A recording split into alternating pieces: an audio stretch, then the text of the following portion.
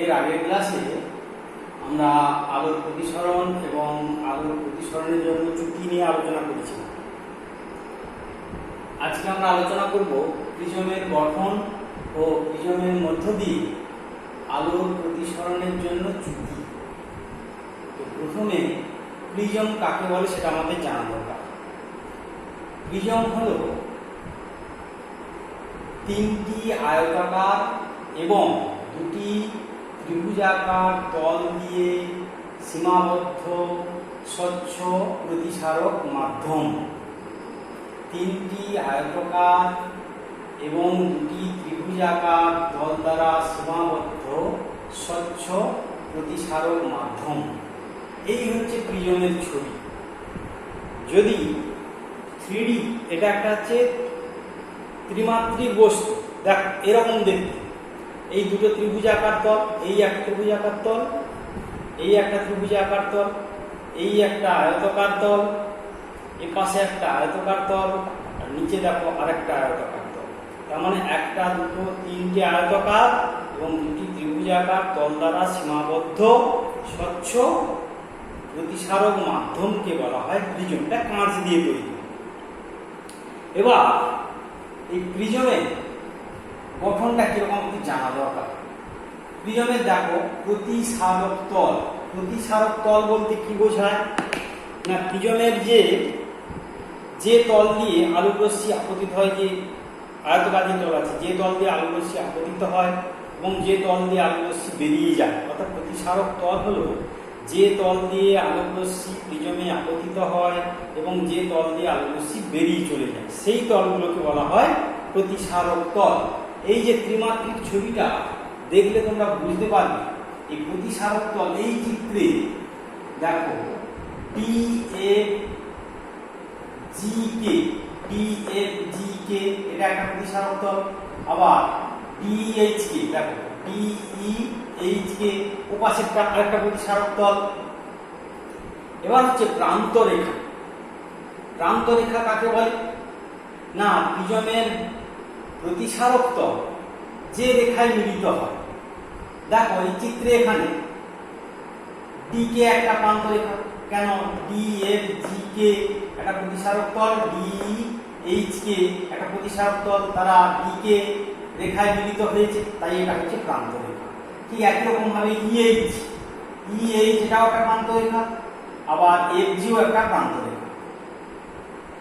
প্রধান ছেদ অর্থাৎ প্রিজমের এই প্রতিসারক তলকে যে তল লম্বভাবে ছেদ করে তাকে বলা হয় প্রধান ছেদ। দেখো প্রিজমের এই প্রধান ছেদ, প্রিজম, এটা প্রিজম, এই মাঝখানে যদি কাটা যায় তাহলে প্রিজমের প্রতিসারক তলকে লম্বভাবে ছেদ করে যে তল, দেখো ছবিতে দেখানো হচ্ছে ABC, এটা প্রিজমের প্রতিসারক তলকে ABC, এই তলটা লম্বভাবে ছেদ করেছে, তাই এটাকে বলা হয় প্রধান ছেদ। আর প্রতিসারক কোণ কাকে বলে, প্রিজমের দুটি প্রতিসারক, যে কোনো দুটি প্রতিসারক তল যে কোণে মিলিত হয়, তাহলে এখানে হচ্ছে ABAC, এই DFG প্রতিসারক তল, DEH প্রতিসারক তল, এই যে কোণে মিলিত হয়েছে, তার মানে এই যে কোণটা, এই কোণটা আমরা দেখতে পাচ্ছি, এটা প্রতিসারক কোণ, এটাও হতে পারে, এটাও হতে পারে। তার মানে আমি দেখিয়েছি প্রধান ছেদ এবং প্রতিসারক কোণ হলো BAC একটা প্রতিসারক কোণ। আর ভূমি কাকে বলে প্রিজমের না, যে কোনো প্রান্ত রেখার বিপরীত দিকে যে প্রতিসারক তল থাকে সেটাই হলো প্রিজমের ভূমি। প্রিজমের যে কোনো প্রান্ত রেখার বিপরীত দিকে যে তল থাকে সেটাই হলো প্রিজমের ভূমি। এখানে প্রিজমের ভূমি হলো EFGH। এই হলো আমাদের প্রিজমের গঠন। তার মানে প্রিজমটা কি হলো না, প্রিজম হলো তিনটি আয়তাকার এবং দুটি ত্রিভুজাকার তল দ্বারা সীমাবদ্ধ স্বচ্ছ প্রতিসারক মাধ্যম। প্রতিসারক তল যে তলে আলোক রশ্মি আপতিত হয় এবং যে তল দিয়ে আলোক রশ্মি বেরিয়ে চলে যায় সেগুলো হলো প্রতিসারক তল। এখানে প্রতিসারক তল হচ্ছে DFG, DEH। প্রান্ত রেখা দুটি প্রতিসারক তল যে রেখায় মিলিত হয়, এখানে দেখো DK, EH, FG, DK EH FG. প্রধান ছেদ, প্রিজমের প্রতিসারক তলকে লম্বভাবে যে তল ছেদ করে তাকে বলা হয় প্রধান ছেদ। এখানে এবিসি হলো প্রধান ছেদ। প্রতিসারক কোণ, প্রিজমের যে কোনো দুটি প্রতিসারক তল যে কোণে মিলিত হয় তাকে বলা হয় প্রতিসারক কোণ বিএসি।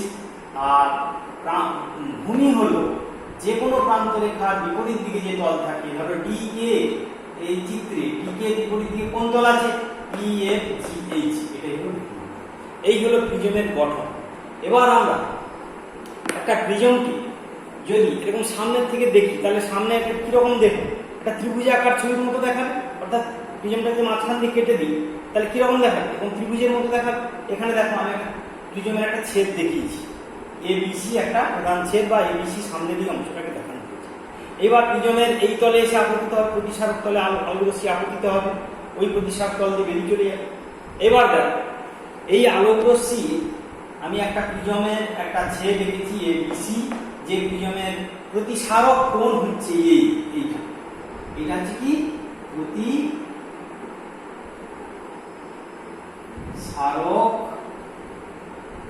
কোণ, এটা হচ্ছে প্রতিসারক কোণ, মানে কিউ এ আর, চিত্র অনুযায়ী কিউ এর আর হলো প্রতিসারক কোণ। এবার দেখো এই প্রিজমের এবি এবং এসি দুটি প্রতিসারক তল।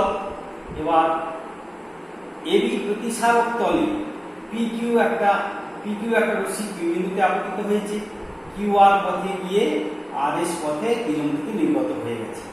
এবার এই পিকিউ কে আমরা সামনের দিকে যে ডট ডট ডট ডট করে বাড়িয়ে দিই এবং আর এস কে পিছন দিকে ডট ডট করে বাড়িয়ে দিই, তারা ও বিন্দুতে মিলিত হবে। এবার এবি প্রতিসারক তলে আপতন কোণ হচ্ছে I1। কারণ হচ্ছে আমরা কিউ বিন্দুতে একটা লম্ব এবি প্রতিসারক তলের উপর কিউ বিন্দুতে N1 এর লম্ব টেনেছি এবং এসি প্রতিসারক তলের উপর N2 এর লম্ব টেনেছি, তারা পরস্পর N বিন্দুতে মিলিত হয়েছে। তাহলে কিউ বিন্দুতে আপতন কোণ কত হলো I1, এবং প্রতিসরণ কোণ রশ্মিটা এইভাবে যাচ্ছে, এই যে আলো রশ্মির চিহ্নটা এখানে দিতে হবে, পি কিউ আর এসি রাস্তায় যাচ্ছে। তাহলে কিউ বিন্দুতে এবি তলে কিউ বিন্দুতে আপতন কোণ I1 এবং প্রতিসরণ কোণ R1। আবার এসি তলে আর বিন্দুতে আপতন কোণ R2, প্রতিসরণ কোণ I2। এবার দেখো চিত্রে, এই চিত্র লক্ষ্য করো, চিত্রে কিউ ও আর ত্রিভুজ, কিউ ও আর ত্রিভুজের ক্ষেত্রে ও কিউ আর, এই পুরো কোণটা ও কিউ আর সমান হবে I1 মাইনাস R1। কেন এই কোণটা আর এই পুরো কোণটা সমান, বিপ্রতীপ কোণ বলে। তার মানে তাহলে ও কিউ আর সমান I1 মাইনাস R1। আবার দেখো ও আর কিউ সমান I2 মাইনাস R, কারণ বিপ্রতীপ কোণ সমান হচ্ছে। এবার চ্যুতি কোণ মানে কি, আলো রশ্মিটা যাচ্ছিল তো এই রাস্তায়, এই পি কিউ আর এস এই রাস্তায় চলে গেছে প্রিজম থাকার জন্য। যদি প্রিজম এখানে না থাকতো তাহলে কোথায় কোন দিকে যেত, এই পি কিউতে আপতিত হওয়ার পর সরাসরি একদম কিউ এম পথে ডট ডট, এই যে ডট ডট রেখাটা দেখানো হয়েছে ওই রেখা বরাবর চলে যেত। যদি প্রিজমটা না থাকতো সোজা বেরিয়ে যেত। আর আলটিমেটলি রশ্মিটা কোন দিকে যাচ্ছে, আর এস পথে। এই আর এস এর এসআর এর পিছন দিকে বাড়ালে এই বিন্দুতে মিলিত হয়েছে। তার মানে এই যে ডেল্টা এম ও আর, এই যে এম ও আর, এইটা হচ্ছে দেখো এর চ্যুতিকোণ, কতটা রশ্মিটা যাচ্ছিল এইদিকে বেঁকে গেছে এইদিকে। তাহলে চ্যুতিকোণ কোনটা হলো, মানে ছবিটা যেন এরকম হচ্ছে, যাওয়ার কথা ছিল এইদিকে বেঁকে চলে যাচ্ছে এইদিকে, আলটিমেটলি যাচ্ছে এইদিকে। তার মানে কোনটা কতটা ঘুরলো, এইদিকে যাওয়ার কথা ছিল যাচ্ছে এইদিকে। তাহলে এইটাই ডেল্টা, কারণ ডেল্টা হলো এম ও আর, এটাকে আমরা ডেল্টা অক্ষর দিয়ে রিপ্রেজেন্ট করছি। এবার দেখো চ্যুতিকোণ delta equal to O Q R plus O R Q. কেন না, ও কিউ আর ত্রিভুজের বহিস্থ কোণ হচ্ছে এম ও আর, এই বহিস্থ কোণটা অন্তস্থ কোণদ্বয় ও কিউ আর এবং ও আর কিউ এর সঙ্গে সমান, তাই ডেল্টা ইকুয়াল টু লিখেছি ও কিউ আর। ডেল্টা ইকুয়াল বহিস্থ কোণ সমান অন্তস্থ কোণদ্বয় হচ্ছে ও কিউ আর, আরেকটা অন্তস্থ কোণ হচ্ছে ও আর কিউ। তাহলে delta equal to O Q R plus O R Q. আর ও কিউ আর সমান কত পেয়েছি আমরা? ও কিউ আর সমান পেয়েছি I1 মাইনাস R1, আর ও আর কিউ সমান পেয়েছি I2 মাইনাস R2। তার মানে এটাকে সিম্পলিফাই করলে দাঁড়াবে I1 plus I2 minus R1 plus R2। এবার দেখো এ কিউ এন আর চতুর্ভুজের ক্ষেত্রে, এ কিউ এন আর চতুর্ভুজের ক্ষেত্রে এর ক্ষেত্রে কি পাবো? কিউ এ আর কোণ প্লাস কিউ এ আর কোণ প্লাস এ আর এন কোণ প্লাস আর এন কিউ কোণ, তাহলে এই কোণটা প্লাস এই কোণটা প্লাস আর এন কিউ কোণ প্লাস এ কিউ এন প্লাস এ কিউ এন সমান কত হবে? 360 ডিগ্রি। এখানে ত্রিভুজের চার কোণের চতুর্ভুজের চার কোণের সমষ্টি 360 ডিগ্রি। এই দেখো Q A R N Q A Q N. আবার দেখো যেহেতু কিউ এবং আর বিন্দুতে n1 এর লম্ব এবং কিউ বিন্দুতে n1 এর লম্ব, আর বিন্দুতে n2 এর লম্ব, তাই কিউ এ কিউ এন এবং এ আর এন, দেখো এ কিউ এন প্রত্যেকে 90 ডিগ্রি। তার মানে আমরা লিখতে পারি Q A R plus A R N মানে 90 ডিগ্রি প্লাস আর কিউ এন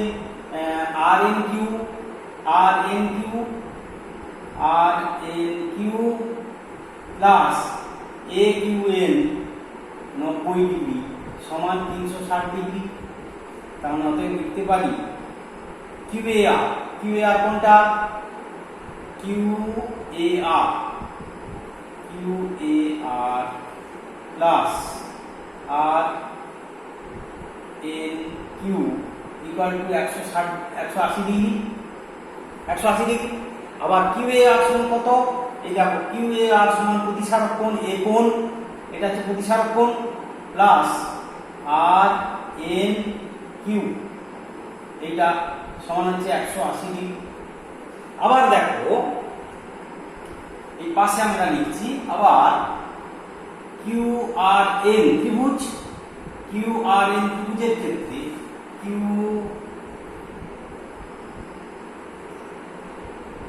আর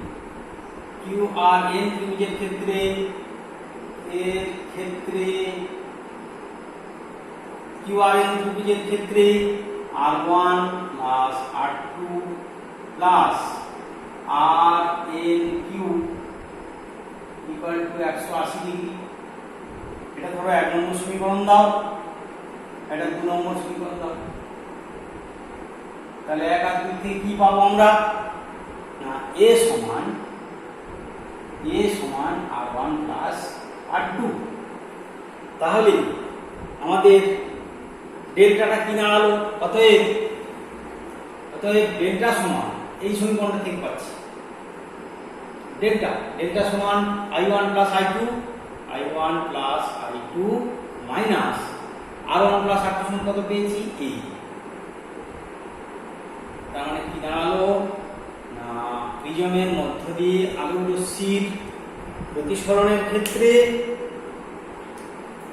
চ্যুতি কোণ ডেল্টা ইকুয়াল টু দুটি প্রথম প্রতিসারক তলে আপতন কোণ, দ্বিতীয় প্রতিসারক তলে প্রতিসরণ কোণ minus I1 plus I2 minus প্রতিসারক আপতন কোণ, এটা এবি তলে কিউ বিন্দুতে আপতন কোণ প্লাস এসি তলে আর বিন্দুতে প্রতিসরণ কোণ মাইনাস প্রতিসারক কোণ, অর্থাৎ delta equal to I1 plus I2 minus A.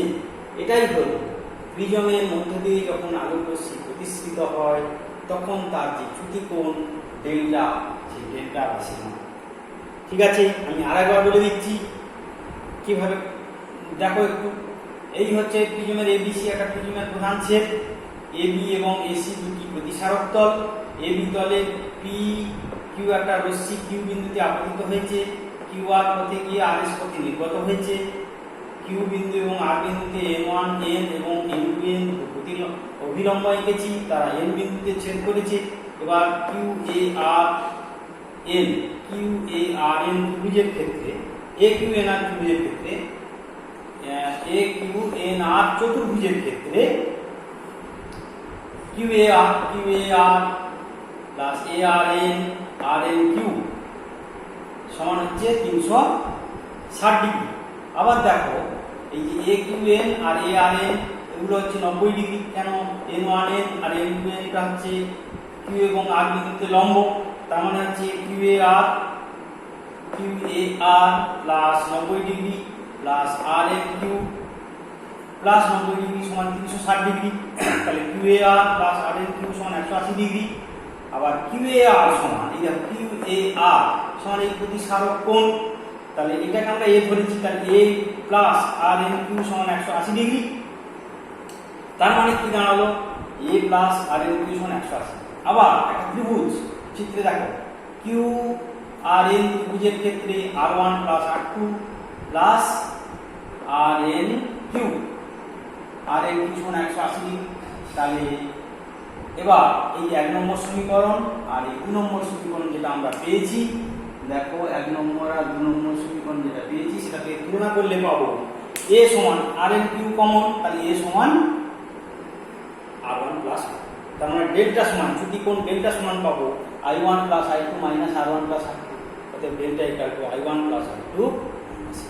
এটাই আমাদের প্রমাণ করতে হয়। আজকে এই পর্যন্ত, এর পরের দিন নতুন টপিক পড়ানো হবে।